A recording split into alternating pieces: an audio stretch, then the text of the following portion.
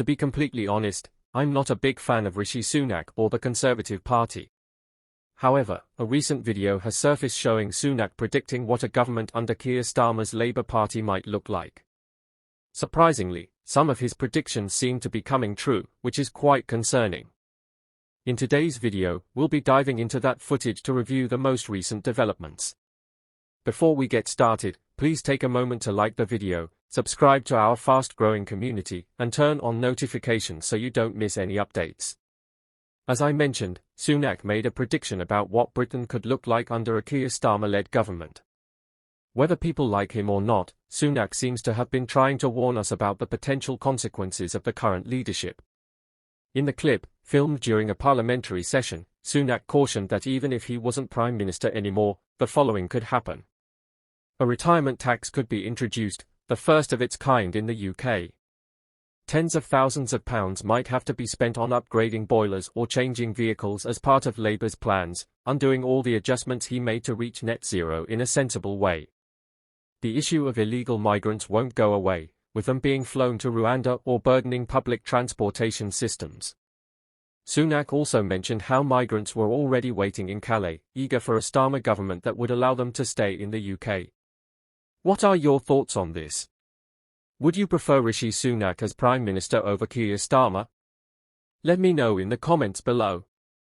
Now, shifting gears a little, let's talk about some recent Conservative Party scandals.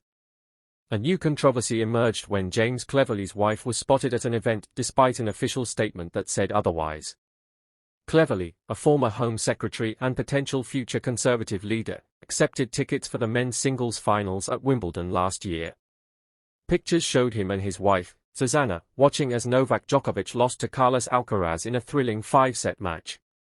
According to official Foreign Office documents, Cleverly declared that he had attended the event, but did not disclose that his wife had joined him. This is a loophole, as MPs don't have to declare the cost of such events when attending them for work-related purposes. A spokesman for Cleverly said the omission of his wife's presence was an error, and they've reached out to correct the records.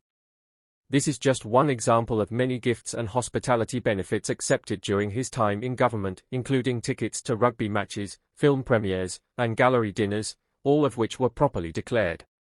In other news, Nigel Farage, leader of Reform UK, has announced that his party will target Labour seats in the next general election rather than focusing on Conservative-held constituencies. Farage said that Labour is Reform UK's main competition, especially in traditional working-class areas in South Wales, the Midlands, and Northern England, where voters feel disconnected from the Labour Party's elite leadership in North London. Polling data from September indicates that Reform UK could win 5 additional seats in the next general election, adding to the 5 they already hold. Their key targets are in Labour-held constituencies, although they are also closely trailing the Conservatives in some areas. In the event of an election, Reform UK is predicted to perform strongly in areas like southwest Norfolk, where they are expected to secure 25.7% of the vote, just ahead of the Conservatives at 24.4%.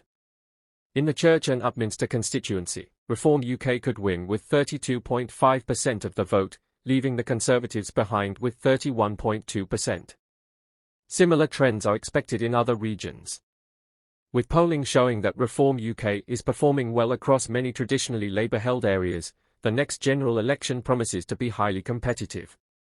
Although it isn't expected to take place until 2029, it's clear that both Labour and the Conservatives are feeling the pressure. What do you think of the developments we discussed today? Let me know your thoughts in the comments below, and don't forget to like and subscribe for more British political news. Thank you for watching. Take care and see you next time.